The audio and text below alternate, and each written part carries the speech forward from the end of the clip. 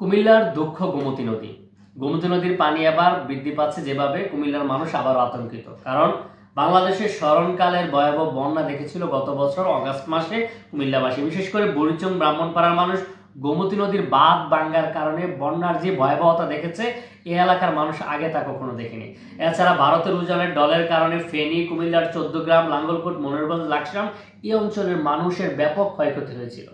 গত বছর বন্যা হয়েছে অগাস্টে, এরপরে আবার আরেক অগাস্ট চলে আসছে, আবার বৃষ্টিপাত শুরু হয়েছে, আবারও বন্যার আশঙ্কা করছে। গোমতী নদীর পানি হুড় করে বাড়ছে।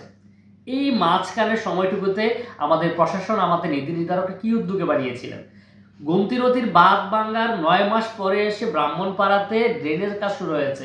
গত বছর বন্যার ভয়াবহতার কারণ ছিল যে আমরা দেখি চন্দ্র এলাকায় যারা বন্যা হয়েছে 1-1.5 মাসের মধ্যে শেষ হয়ে গেছে, কিন্তু বুড়িচং ব্রাহ্মণপাড়ার বন্যা 3-4 মাস সহ ছিল। কারণ এদিক দিয়ে পানি সরার রাস্তা নেই, বুড়িচং ব্রাহ্মণপাড়াতে ড্রেন নাই, খাল নাই।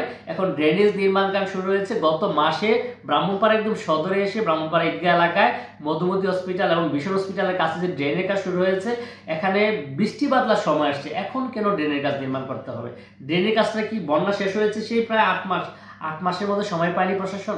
এখন ড্রেনের কাজ করতে গিয়ে কি হয়েছে, কবরস্থান ভেঙে গেছে, ঈদগাহ রিটার্নিং ওয়াল ভেঙে গেছে, বুড়িচং ব্রাহ্মণপাড়া এখন ঘন্টার পর ঘন্টা জ্যাম লেগে থাকে। এবং এই কাজ কখন শেষ করবে এলাকার মানুষ অস্থির। কারণ হচ্ছে যেভাবে বৃষ্টি হচ্ছে, যে অবস্থা হয়েছে, এই কাজ সমাধান সহসা সম্ভব না।